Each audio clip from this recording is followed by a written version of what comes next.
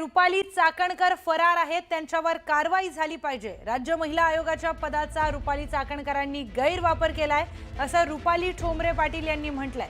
रुपाली चाकणकर यांच्यामुळे सरकारची आणि राष्ट्रवादी काँग्रेस पक्षाची बदनामी होतीये असं देखील रुपाली ठोंबरे पाटील यांनी म्हटलंय। तर एका फेसबुक पोस्टच्या माध्यमातून रुपाली ठोंबरे पाटील यांनी रुपाली चाकणकर यांच्यावर निशाणा साधलेला आहे। रुपाली चाकणकर या फरार आहेत, त्या नेमक्या कुठे आहेत, समोर येऊन स्पष्टीकरण का देत नाही अशा माध्यमातून त्यांनी थेट रुपाली चाकणकरांवर निशाणा साधलाय।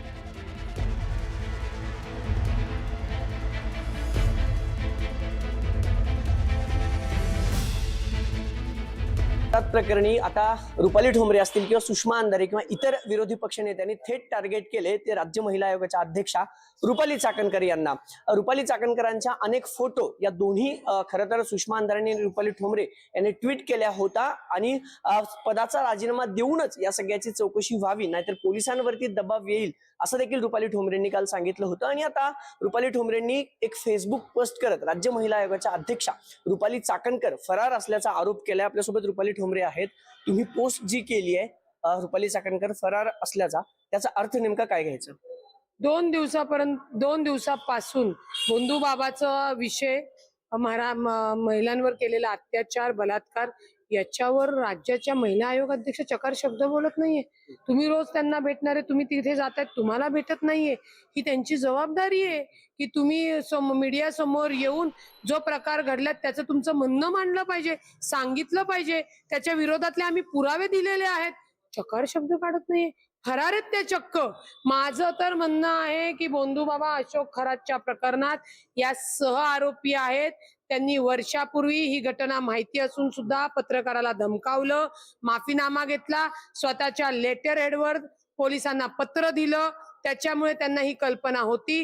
त्यांनी जर वर्षापूर्वी त्या मुसक्या आवळल्या असत्या आरोपीच्या, तर आज महिला त्या अत्याचाराला बळी पडल्या नसत्या। पण रुपाली चाकणकर फरार आहेत असं तुम्ही डायरेक्टली पोस्ट टाकले, म्हणजे रुपाली चाकणकर समोर येत नाहीत याचा अर्थ फरार आहेत असा होतो का? हो, का नाही होत? का नाही होत? त्या कुठे समोर? तुम्ही माझ्या समोर आता निघून गेला, फरार झाले तुम्ही, मी म्हणू शकते।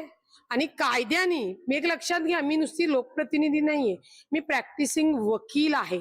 त्याच्यामुळे 2 दिवसापासून चकार शब्द न काढता मोबाईल वगैरे सगळं त्यांचं कुठे मला माहित नाही, पण त्या फरार आहेत। त्यांना असं फरार होता येणार नाही। त्यांनी पदमुक्त व्हावं आणि फरार व्हावं।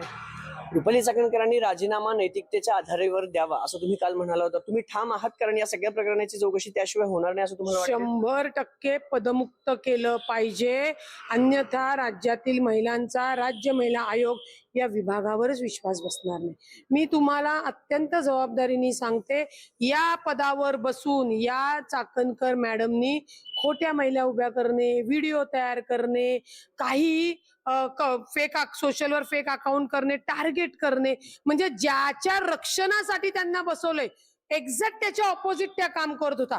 आणि त्याचं सगळ्यात मोठं उदाहरण बंधू बाबा खरात।